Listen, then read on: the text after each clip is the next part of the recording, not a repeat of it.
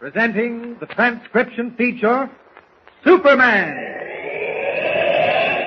Look, up in the sky. A bird. It's a plane. It's Superman. Yes, it's Superman, strange visitor from the planet Krypton, who came to Earth with powers and abilities far beyond those of mortal men. Superman who can leap tall buildings at a single bound, race a speeding bullet to its target, bend steel in his bare hands, and who, disguised as Clark Kent, mild-mannered reporter for a great metropolitan newspaper, fights a never-ending battle for truth and justice. And now to our story. Arrested for having been involved in the shooting of Catherine Roebling, Clark Kent refuses to clear himself with the district attorney, preferring to remain in jail. But there's a method in Kent's seeming madness. Having heard over Dr. Roebling's voice machine that a man named Benson, a prisoner in the jail, has been marked for murder, Kent decides to remain on the spot. However, Editor Perry White, enraged at his star reporter's apparently insane behavior, sends Lois Lane to the jail to talk him out of it. But instead, Kent tells Lois the truth and asks her to get him some information about Benson and about a racketeer named Duke, responsible for the plot against Benson's life. As Lois is about to leave the cell, Kent discovers a dictograph hidden under the mattress of his bed. Listen. Are you sure that's what it is? Positive. Someone's been listening to every word I said. Well, the free performance is over. I just ripped the wire out of the microphone. There, that does it. You better beat it, Lois, before they decide to hold you, too. Shh. Here comes the guard. Your 5 minutes is up, Miss Lane. I'm ready. Well, bye, Clark. Bye. I hope everything turns out all right. Oh, I'm sure it will, Lois. Thanks for coming to see me. Bye. So long. Remember me to Mr. White. I've got to get out of here before they start questioning me about my connection with Benson. That dictograph put a slight crimp in my plans, but I think I can rectify it. I guess that window up there is the best bet. Only 3 bars to bend. Superman shouldn't have too much trouble with them. That's 1, 2, and 3. I guess I can squeeze through that opening. I'll bend the bars straight again once I get out. Uh-oh, someone's coming. Probably for me. I'd better beat it. In a hurry, up we go. It's a tight squeeze, all right. There. I'm out. Now to bend the bars back fast. That does it. Now, up, and away!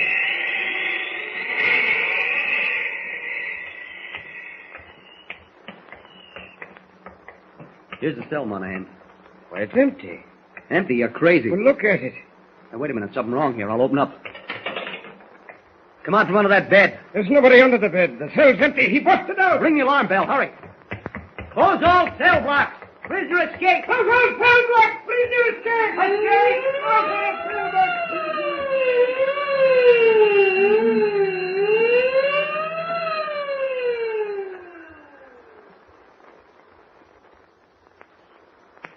Barnes, get the mayor, get the police commissioner, get my lawyers. I don't care who you get first, just get them. Wait a minute. What's happened to my call to the district attorney? What? He's on the wire now. Okay. Hello. Now look, Warren, I'm tired of fooling around with you. Yes, this is Perry White. I don't have to curb my temper. It's mine and I can do as I please with it. Now you listen to me for a change. What kind of a game do you think you're playing? First you toss Kent into jail, and now you're holding Lois Lane. If you think I'm going to stand by and let you pull things like that, you're crazy. What's that? Kent escaped 2 minutes ago. Broke out of jail.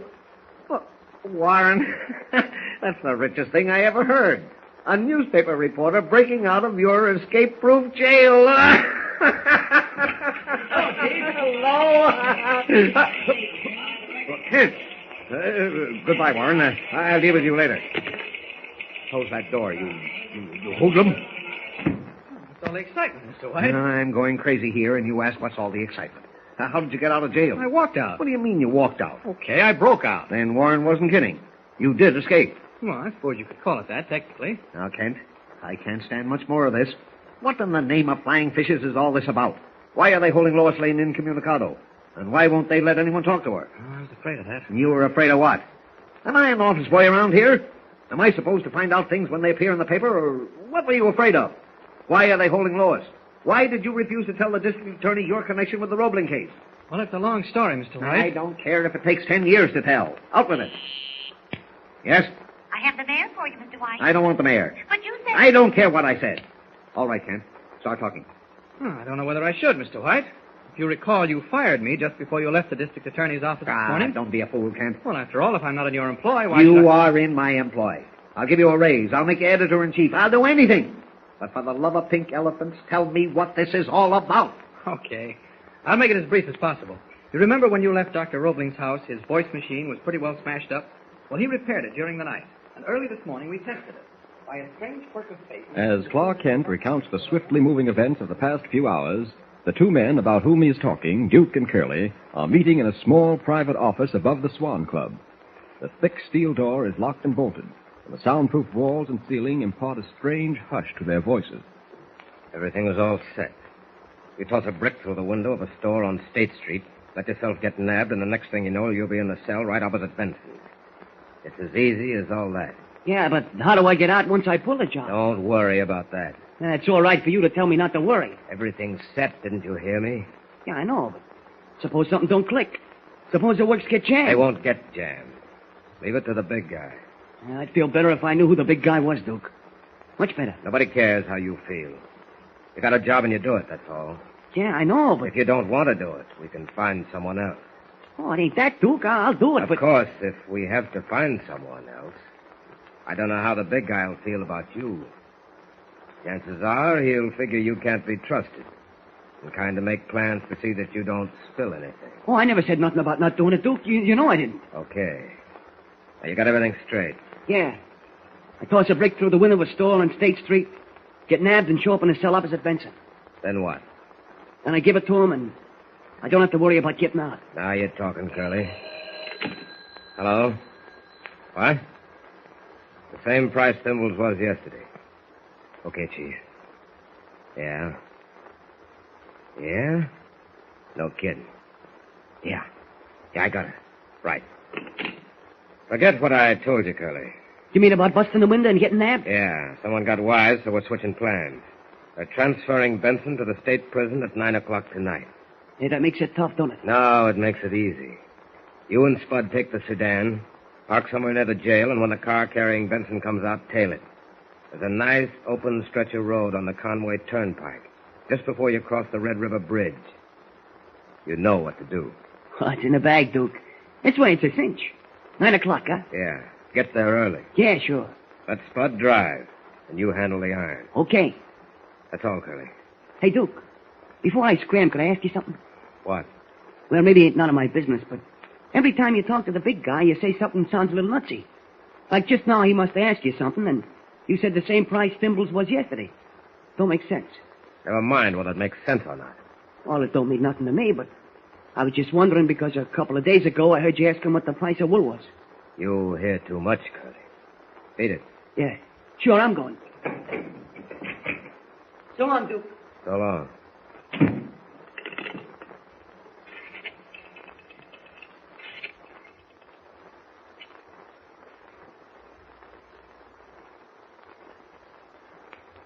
In all probability, Mr. White, that's why they're holding Lois. The dictograph under the mattress was no doubt connected to the district attorney's office, and he heard me telling Lois about the plot to get Benson. Well, there's only one thing I've got to say. I could have given you all the information you needed if I'd known about this before.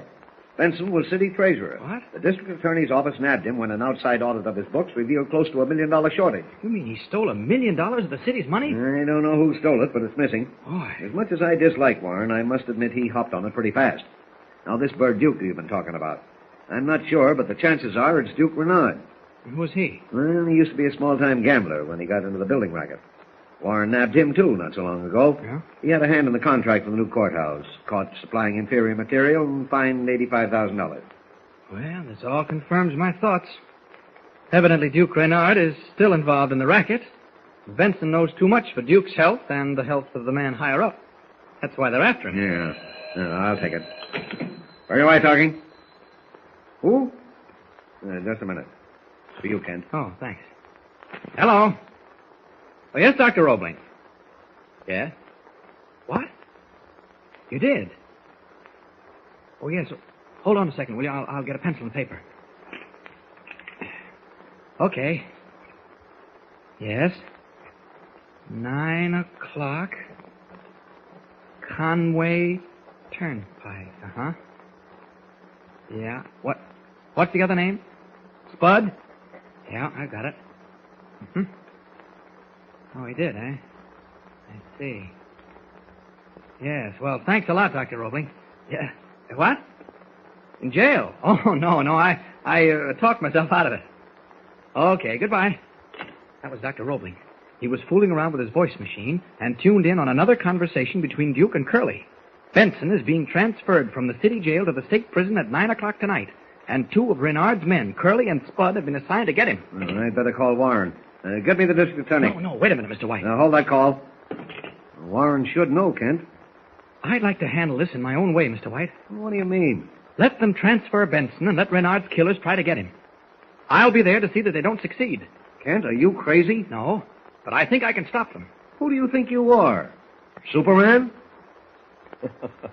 Wouldn't Editor Perry White be amazed if he knew that Clark Kent is, in reality, Superman? But more than that, both White and Kent are in for a surprise.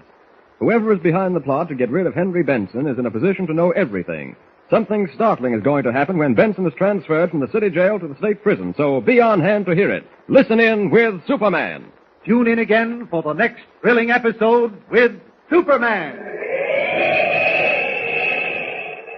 Look, up in the sky. It's a bird. It's a plane. It's Superman. Superman is a copyrighted feature appearing in Action Comics magazine.